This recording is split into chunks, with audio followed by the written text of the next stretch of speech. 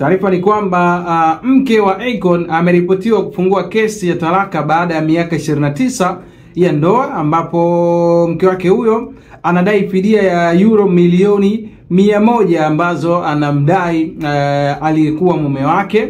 Hapa namzungumzia mke wake anaitwa Tomeka.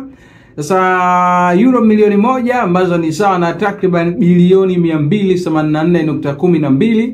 Tomeka anadai amechangia pakubwa katika mafanikio ya mumewe Akon, lakini ripoti za mwanzo kutoka mahakamani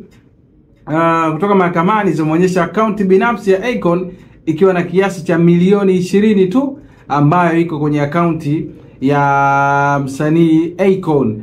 Lakini pia cha kushangaza zaidi ni kwamba kesi hiyo imeibua mjadala mkubwa mtandaoni, hasa kutokana na madai kwamba Akon amehamisha mali zake ili kuepuka kugawana mali na mke wake Tomeka, ambaye ameiomba mahakama kumpa nafasi ya kwanza ya ulezi wa watoto wao wa mwisho ya mtoto wao wa mwisho kumrazi mwenye umri wa miaka 17.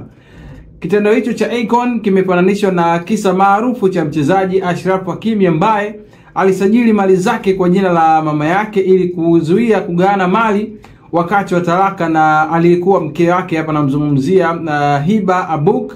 Baada ya kuachana tarehe 27 mwezi wa 3 mwaka 2023, Hiba Abuk alienda mahakamani na kuwasilisha kesi ya kudai talaka, huku akitaka agawiwe nusu ya mali baada ya mahakama kufanya tathmini ya mali za Hakimi.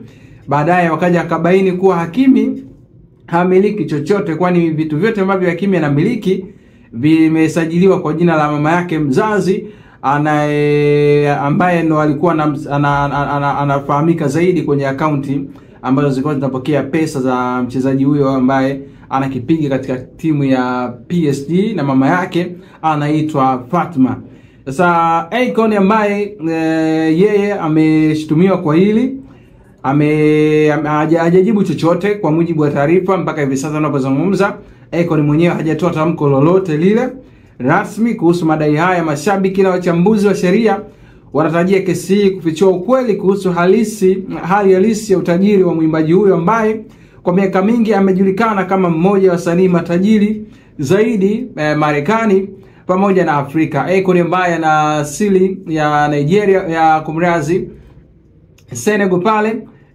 Sasa imeonekana ni kitu ambacho kimewashangaza watu wengi sana kutokana na kitendo hiki ambacho mke wake ametaka Akon amlipe bilioni 284.12. Unaweza kaimagine huo mkwanja ambao Akon anatakiwa kuulipa. Lakini cha kushangaza inaonekana ni kwamba Akon yeye ana dola 10,000 pekee ambazo ni sawa na milioni 20 kwenye akaunti yake binafsi. Unaweza kukushangaza hii kwa mtu tajiri kama Akon. Sasa watu wengi hapa wanasubiri kuona, je, ni kweli hizi mali zimehamishwa, zilikuwa zimesajiliwa, utajiri wake umesajiliwa kwenye jina la mama yake tangu alipokuwa mdogo, ama baada tu ya baada ya mgogoro huu ambao umeibuka leo na kuwa mkubwa sana duniani?